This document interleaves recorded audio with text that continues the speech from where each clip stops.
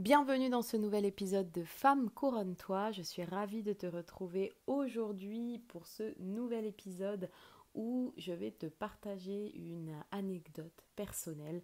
Je vais te raconter comment j'ai réussi grâce aux annales akashiques à me libérer de ma blessure de trahison. Donc je vais déjà te rappeler qu'est-ce que c'est que les annales akashiques, comment je travaille avec mes clientes, avec les annales akashiques, mais aussi comment je les utilise à titre personnel. Je vais te raconter cette anecdote vraiment qui a profondément transformé ma vie et qui m'a fortement permis d'améliorer ma relation. Alors ma relation à moi-même d'abord, qui m'a beaucoup plus apaisée, mais aussi qui m'a permis de transformer positivement ma relation de couple.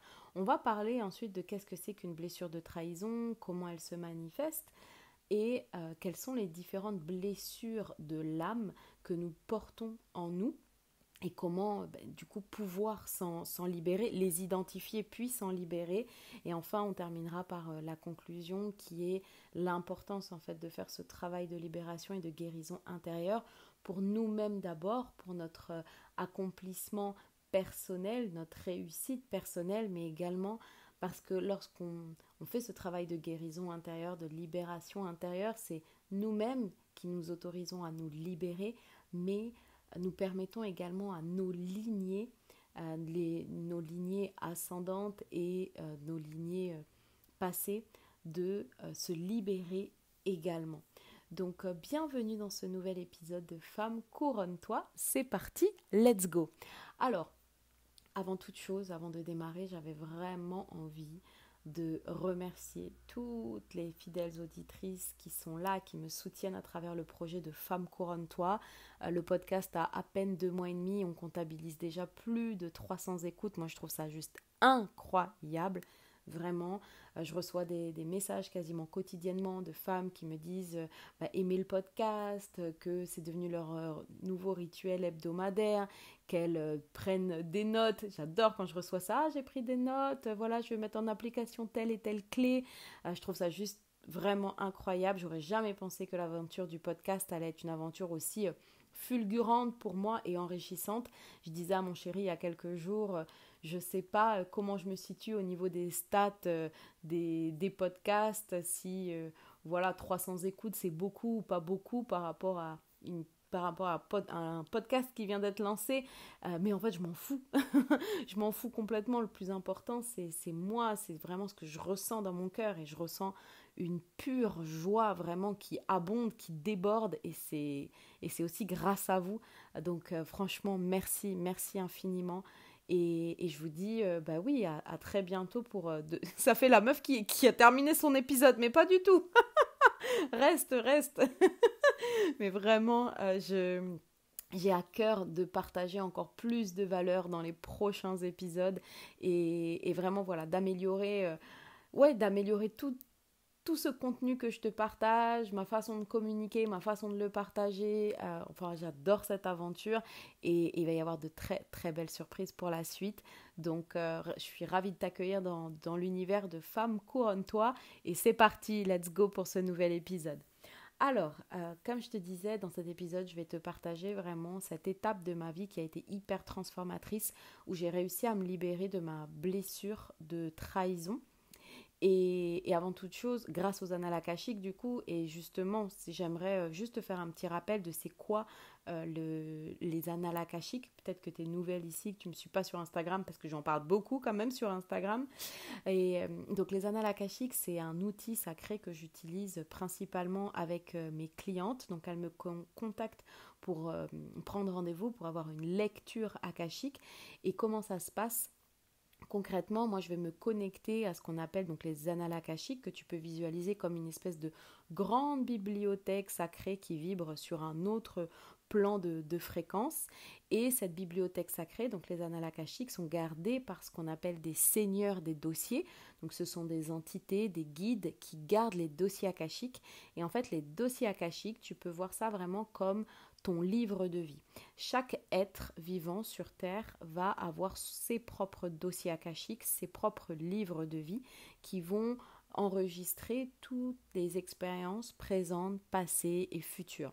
Et donc moi je travaille principalement avec les femmes, mais on peut très bien ouvrir le dossier akashique d'une maison par exemple, d'une habitation, d'une plante ou d'un animal pour aller récolter des informations. Si tu emménages quelque part par exemple, moi je l'ai fait quand on a emménagé du coup dans notre appartement ici au Portugal, je me suis connectée au dossier akashique de l'appartement juste pour recevoir des informations, déjà savoir si on était aligné sur une bonne fréquence pour cette nouvelle relation, je dirais. et, euh, et c'était très intéressant parce que c'était au tout début où je venais de me faire former, puis j'ai reçu des petits messages qui se sont confirmés en fait par la suite. Et sur le plan professionnel, alors comment j'accompagne mes clientes, souvent elles me contactent parce qu'elles ont envie de mettre en lumière et de se libérer de certains blocages ou de certains schémas limitants ou répétitifs. Elles ont aussi envie, ce que j'aime beaucoup avec les annales akashiques, c'est qu'elles peuvent avoir aussi accès à un plan d'action concret qui va leur permettre d'aller réaliser leur objectif. Donc souvent quand elles se sentent un peu perdues ou bloquées, qu'elles ne savent pas quelle action poser ou quoi faire, et pendant une lecture akashique, elles peuvent recevoir vraiment des rituels personnalisés pour avoir plus de clarté au niveau de l'esprit et aussi avoir des idées de quelle action poser pour aller manifester en fait leur objectif concrètement. Donc voilà, les annales akashiques, c'est vraiment un outil hyper puissant et sacré que j'adore utiliser donc pour mes clientes, mais aussi pour moi. Et donc j'ai déjà donné un exemple à titre personnel comment je l'utilise aussi. Et ce que j'aime beaucoup, c'est que depuis que j'utilise les annales akashiques, je sens vraiment toutes mes capacités, ce qu'on appelle extrasensorielles ou intuitives, qui se développent, mais de façon très fulgurante, quoi, vraiment très, très importante. Je sens que mon niveau de sensibilité est beaucoup plus aiguisé, je ressens beaucoup plus les choses. Voilà, donc concrètement, ça se manifeste comment? Et je précise bien, c'est que aujourd'hui, j'ai même plus besoin d'aller ouvrir mes dossiers akashiques. Alors pour certaines choses, oui, et je vais t'en parler dans l'exemple là, mais pour d'autres choses, non. Voilà un exemple concret. Depuis que j'utilisais... Ah, j'ai des frissons. J'ai des frissons. Depuis que j'utilise les dossiers akashiques, il y a quelques jours, voilà, j'étais malade, j'avais mal à la gorge, puis je me baladais dans notre quartier, puis j'ai vraiment senti en fait mon corps qui avait envie de se tourner vers cette plante, c'est comme si j'avais la connaissance. Ça c'est très, donc ça on appelle ça la claire connaissance. On a différents clairs, donc différentes capacités extrasensorielles qu'on peut appeler des clairs, donc comme la claire-connaissance, la clairvoyance, la clair-sentience, la clair-audience. Et la clair-connaissance, c'est vraiment cette sensation de savoir, un savoir inné. Et du coup, je pose les yeux sur cette plante et là, c'est comme si je savais vraiment qu'elle était bonne en tisane pour la gorge. Bon, je suis pas folle, hein, je suis allée vérifier, bien sûr, et c'est vrai que l'information, elle concordait en fait. C'était vraiment une plante qui avait des vertus pour soigner les maux de gorge. Et c'est hyper intéressant parce qu'on peut voir aussi les annales akashiques comme une forme de chamanisme. Il faut savoir que les chamans qui utilisent donc les plantes pour guérir ou pour soigner n'apprennent pas toute la pharmacopée de la forêt. Non, ils vont se connecter à ce qu'on appelle l'esprit de la plante. Ils vont communiquer avec l'esprit de la plante et c'est l'esprit de la plante qui va leur délivrer les messages, à savoir si elle est bonne, si elle est un remède pour traiter tel ou tel mot. Donc on peut aussi voir vraiment le fait de se connecter régulièrement aux annales akashiques comme une forme de chamanisme. Et donc voilà moi comment je l'utilise à titre personnel, et on va rentrer un peu plus dans le vif du sujet, car en effet j'ai réussi grâce à cet outil sacré à venir mettre le doigt en fait sur ma blessure de trahison dont je n'avais absolument pas conscience, qui venait s'activer à un certain moment en fait, à certaines étapes conflictuelles dans ma relation. Et donc pour te remettre les choses dans le contexte, moi ça fait 7 ans que je suis en couple et j'étais partie en voyage avec notre fille. Et donc on habite au Portugal et on était sur le retour, donc on arrivait à l'aéroport J'ai déjà parlé de cette histoire sur Instagram et ça me fait plaisir de te la partager aujourd'hui parce que j'avais jamais pu rentrer vraiment dans les détails de qui pour moi en fait est une histoire assez bouleversante très honnêtement. Et donc on arrive à l'aéroport avec ma fille et on attend son papa, mon chéri, qui ne vient pas. Et on attend 10-15 minutes, j'essaye de l'appeler, j'arrive pas à la voir. Au début, je m'inquiète un peu, je me dis, putain, c'est bizarre. Voilà, en général, il est toujours à l'heure, voire même en avance. Puis j'attends, puis je me dis, c'est pas possible, il nous a pas oubliés quand même et tout. Et puis s'écoule une demi-heure, 1 heure, et puis plus le temps passe et plus je sens une profonde colère en fait monter en moi. Puis je décide de prendre un taxi. On arrive à la maison, je frappe à la porte. En fait, j'entends qu'il est là, quoi. Qu'il passe l'aspirateur et tout. Il nous ouvre et puis je lui dis, mais en fait, tu nous as oubliés. Qu'est-ce qui s'est passé, quoi? Donc en fait, il s'excuse. Il me dit que il, euh, alors il faut savoir qu'en fait, entre le Portugal et la France, il y a 1 heure de décalage. Donc il n'a pas pris en compte le décalage. Il s'est trompé, tout simplement. C'était une erreur et que il pensait venir nous chercher 1 heure plus tard, quoi. Et donc il s'excuse, il m'explique qu'il est en train de faire le ménage, qu'il a préparé à manger, il est tout heureux de voir sa fille et tout. Et en fait, moi, au lieu de redescendre, au lieu de me calmer et d'être dans il a pas fait exprès, c'est pas grave, vas-y Salomé, passe à autre chose. Non, pas du tout. Salomé, elle avait juste envie d'en découdre. Elle était en colère. Vraiment, j'avais envie de tout casser dans la maison. J'arrivais pas à me calmer. À un moment, je m'ai même crié dessus en lui disant, mais tu nous as oubliés. Comment t'as fait pour oublier ça? On revient de 2 semaines de vacances. J'étais vraiment dans tous mes états.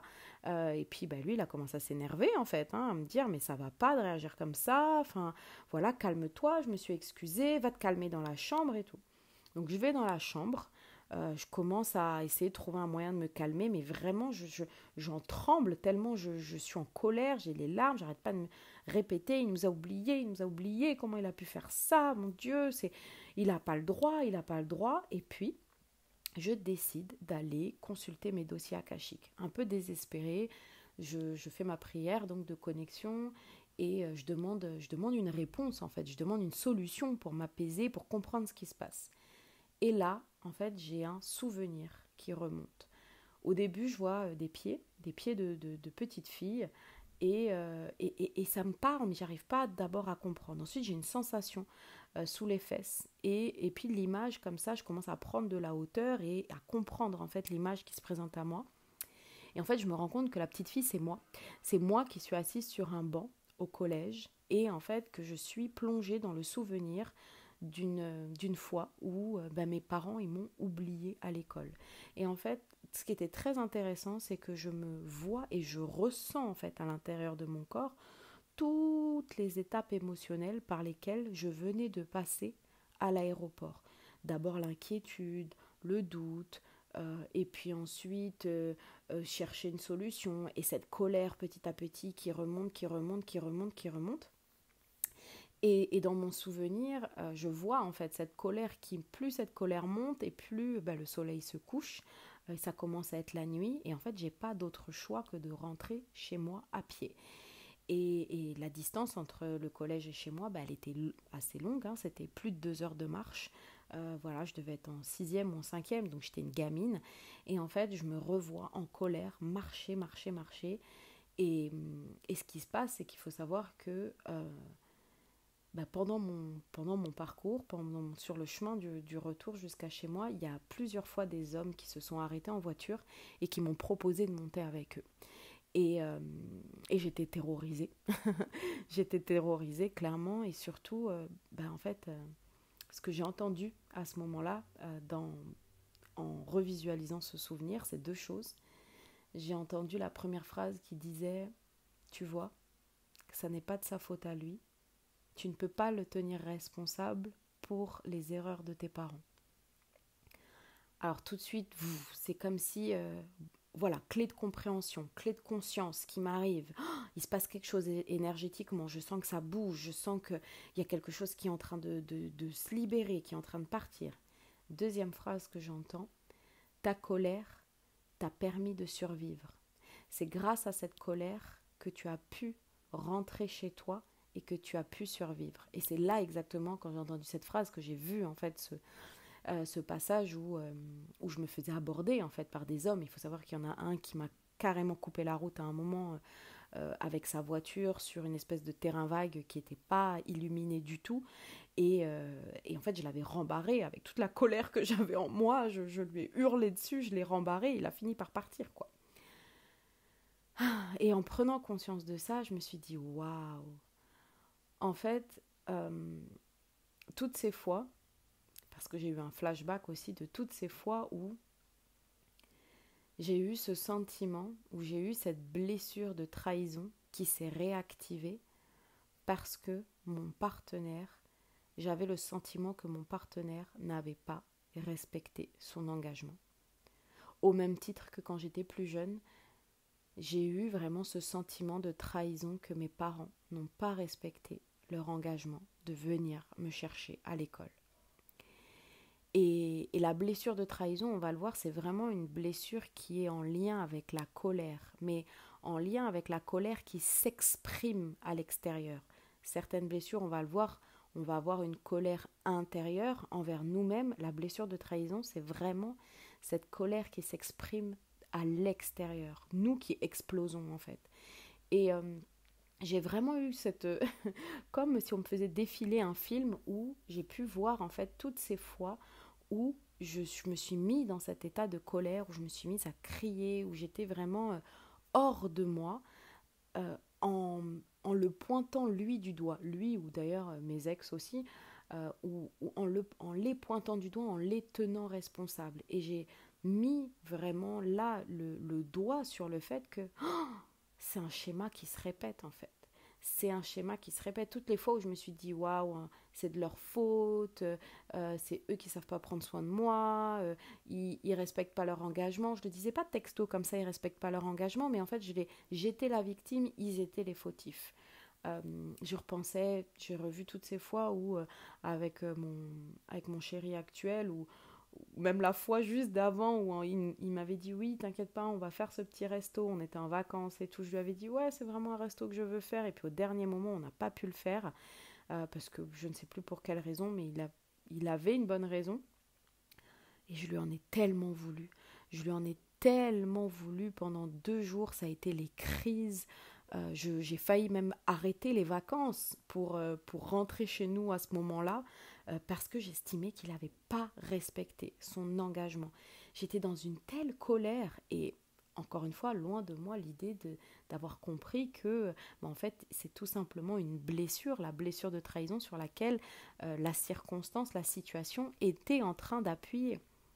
Et d'ailleurs, j'aimerais vraiment souligner ce point qui pour moi est très important, du fait que plus le protagoniste, plus la personne avec qui vous êtes en relation, il y a une forme de lien d'amour, il y a une forme d'importance. Cette personne, elle est vraiment importante pour vous, et plus cette personne, elle aura en fait ce rôle, je dirais, ou en tout cas cette capacité de venir appuyer là où ça fait mal. Là, je compare ma blessure de trahison, elle s'est créée avec mes parents, elle s'est créée dans l'enfance. Mes parents, quand on est enfant, voilà, les personnages qu'on aime le plus au monde, en tout cas avec lesquels on a un lien fort, ce sont nos parents. Donc il y a beaucoup de blessures qui sont créées, qui pendant l'enfance. Alors évidemment, il y a des blessures qu'on peut porter de ce qu'on va appeler des mémoires transgénérationnelles, c'est-à-dire qu'on va hériter de blessures ou de mémoires que nos lignées ont vécues, ou de mémoires karmiques, des blessures, des chocs émotionnels qu'on a vécus dans d'autres vies dont on va hériter là. Mais quoi qu'il arrive, ils viennent s'engrammer à l'intérieur de nous, et c'est vraiment ces protagonistes, ces personnes dans cette incarnation, dans cette vie avec qui on va avoir un lien fort, sont susceptibles en fait de venir les déclencher.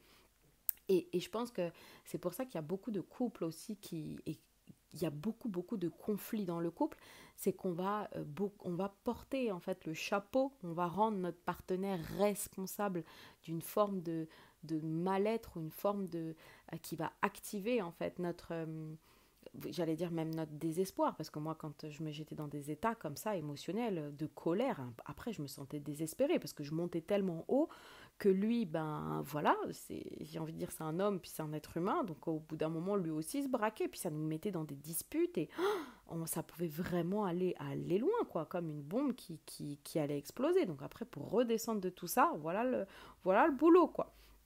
Et c'est vrai que euh, j'allais dire dissous, depuis que j'ai libéré, que j'ai conscientisé cette blessure de trahison, eh ben, je me sens beaucoup plus calme, beaucoup plus libérée, beaucoup plus sage. C'est-à-dire qu'à chaque fois que maintenant, bon, ben, voilà.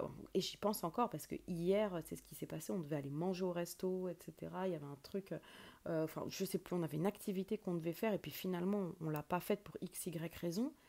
Je me suis surprise en me disant, waouh, waouh, Salomé, t'es calme en fait. Et je me rendais compte que cette emprise, entre guillemets, ce déclencheur, ben, il avait plus d'impact sur moi, il avait plus d'effet sur moi. J'étais pas déclenchée en fait, vraiment. Alors oui, peut-être que j'ai eu un petit peu d'agacement, ça m'a fait suer sur le coup, mais très peu. Là où avant j'aurais pu vraiment être dans un système de réaction, mais tout simplement parce que cet état, cette situation venait appuyer, venait me rappeler là où ben, où mon système de survie a dû s'activer pour que je puisse survivre, pour que je puisse avoir la force de marcher et de rentrer chez moi à ce moment-là. Et c'est vraiment important pour moi et c'est vraiment ce que je voulais transmettre dans cet épisode, c'est que les blessures de l'âme, qui sont au nombre de 5, on va le voir, nous les portons toutes en nous.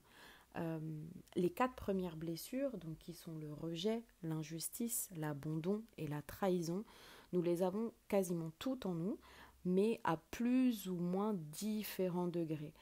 Les blessures de l'âme, elles vont comme s'interconnecter, c'est-à-dire que vous pouvez avoir la blessure du rejet à un certain niveau, et cette blessure du rejet va peut-être induire ensuite la blessure d'injustice et ainsi de suite. Mais dans ces 4 premières blessures, je mets volontairement la 5e à part pour l'instant, il va y en avoir une qui va être dominante. Euh, et comme elles se succèdent les unes après les autres, forcément la blessure de trahison, on va dire émotionnellement, va être plus, je ne veux pas dire plus forte, mais vous allez être quand même plus dans une réaction de violence ou de colère, comme je disais, vous allez exprimer par l'intérieur. Là où le rejet, par exemple, vous allez être beaucoup plus dans une posture de fuite. On dit qu'une personne qui a la blessure de rejet, la première blessure qui est activée, on va être dans tout ce qui est schéma un peu d'addiction, de dépendance. C'est une personne qui va beaucoup utiliser la phrase de je suis rien et qui va être vraiment dans cette posture de la fuite. Il faut savoir que pour chaque blessure, vous allez porter un masque. Et le masque de la blessure du rejet, c'est le fuyant.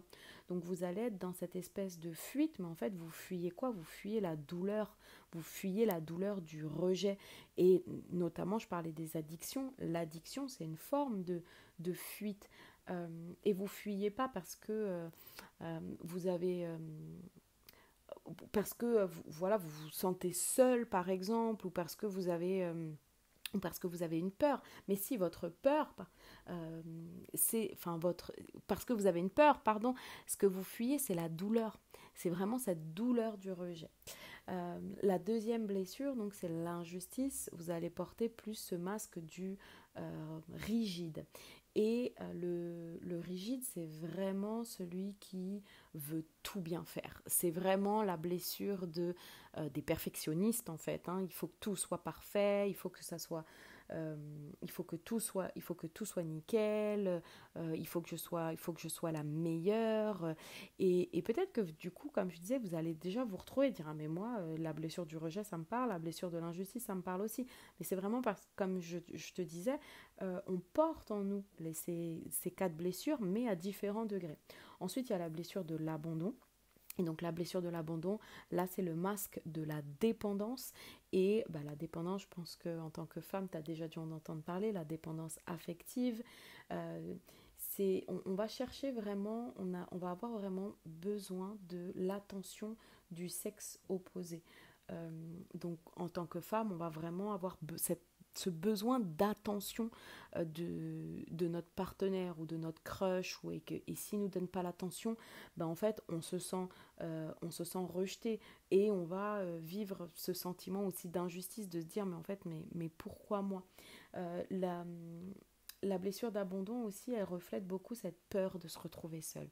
Les femmes qui ont vraiment peur de se retrouver seules, ça montre une blessure de l'abandon qui est très activée.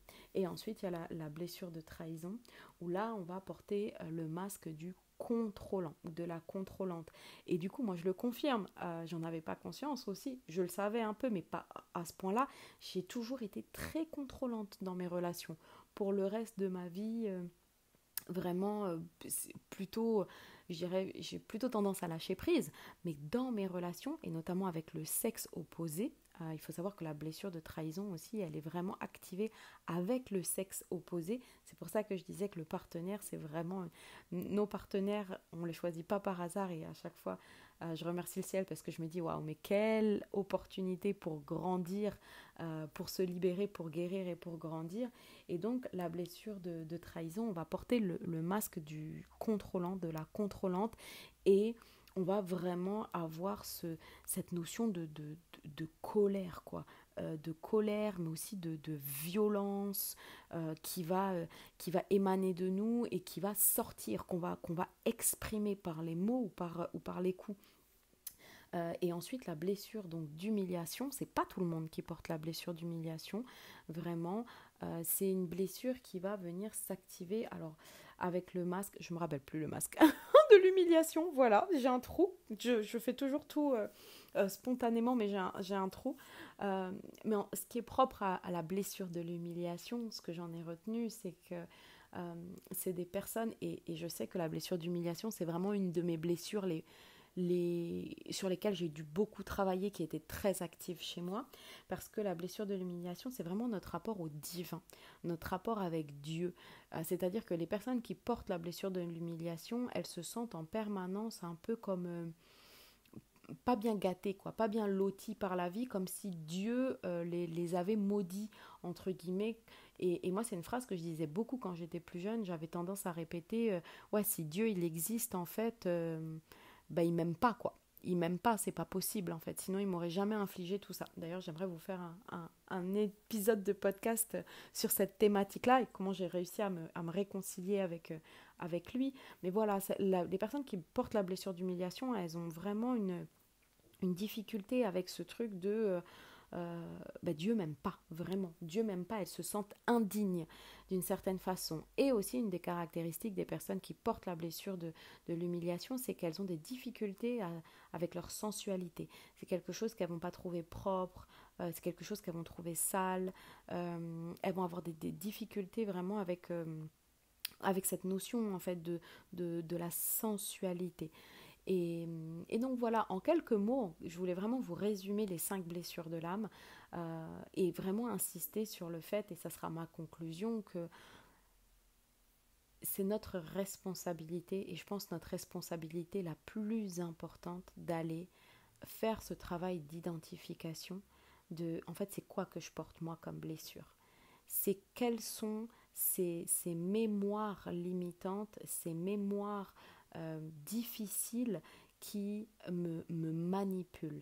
Parce que vraiment, lorsqu'on vit en portant ces blessures, et je vous ai donné l'exemple personnellement, on est manipulé, on est vraiment comme des pantins, des marionnettes qui sont manipulés et qui perdent leur pouvoir de réflexion, leur pouvoir d'analyse, leur pouvoir qui perdent l'accès à leur conscience, l'accès à leur potentiel divin, quand ces blessures elles viennent se réactiver. Et je pense sincèrement, après les lectures akashiques que j'ai faites avec mes clientes, ou même moi comment je l'utilise, que nous sommes arrivés à un moment sur Terre, pour l'élévation de la planète Terre, où chaque être humain, comme le dit Pierre Rabhi, a la responsabilité de faire sa part.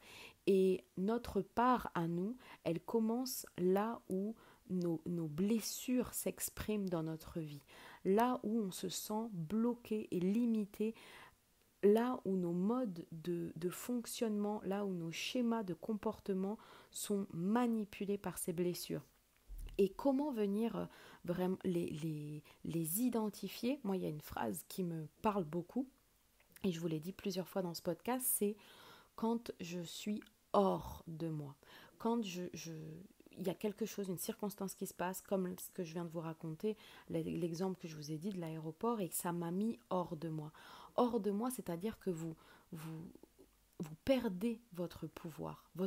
Hors de vous, c'est vous êtes hors de votre conscience, vous êtes hors de votre champ, hors de votre souveraineté, hors de votre capacité consciente et spirituelle d'analyse d'une situation. Vous êtes hors de votre clarté d'esprit et vous êtes habité, j'ai envie de même dire, vous êtes bouffé par l'émotion. Moi, je disais, l'émotion propre à la blessure de trahison, c'est la colère.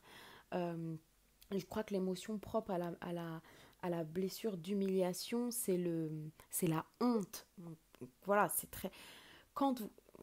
et ça me fait sourire, mais mon Dieu, je peux vous dire que toutes les fois où vraiment j'ai ressenti une profonde honte, et je l'ai ressenti, ce sentiment de honte, j'étais complètement paralysée, j'étais complètement bloquée dans ma vie, je ne pouvais rien faire, j'étais complètement paralysée. Et la colère, c'est pareil, la colère, elle m'a menée des fois à des situations, à des circonstances dramatiques dans mes relations.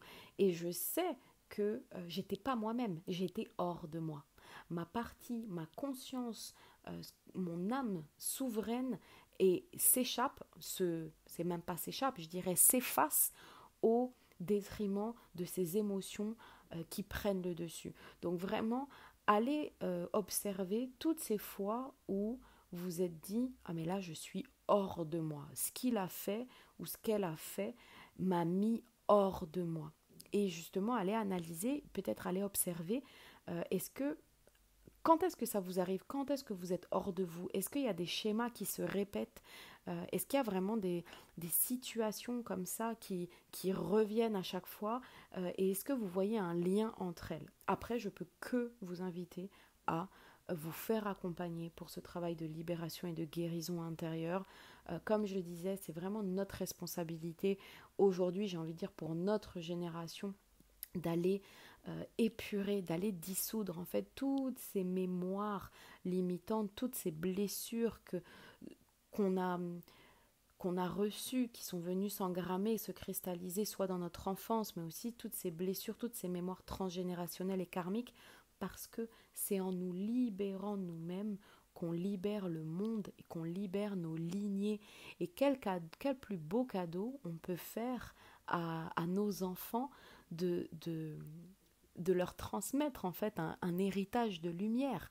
Pour moi, c'est plus important que l'argent, même si c'est important, bien sûr, et que voilà, son patrimoine financier, c'est important, mais quel plus bel héritage en fait de venir se libérer de savoir que notre enfant, les générations futures n'auront pas à porter en fait toutes ces douleurs, toutes ces émotions néfastes qui vous coupent de votre conscience, qui vous coupent de votre empathie. Vous imaginez si tous les humains faisaient vraiment ce travail de libération et de guérison, mais le monde il serait 10 000 fois meilleur. Maintenant, évidemment, c'est un processus. Je suis intimement persuadée que de toute façon, il suffit de regarder aujourd'hui les librairies et les rayons de développement spirituel et de développement personnel qui grandissent d'année en année. C'est pas pour rien, c'est parce que la conscience du monde est en train de s'élever, est en train de se réveiller, de prendre conscience de cette importance de libération et de guérison. Et voilà, j'espère que cet épisode t'aura plu. Si tu sens que tu as envie, que tu es prête toi aussi, que tu as besoin d'aller faire le ménage, quoi, d'aller nettoyer peut-être certains schémas que tu as identifiés ou que tu n'as pas identifiés, que tu aimerais identifier, tu peux réserver une lecture akashique avec moi pour qu'on aille observer, qu'on aille déblayer, qu'on aille dissoudre tout ça.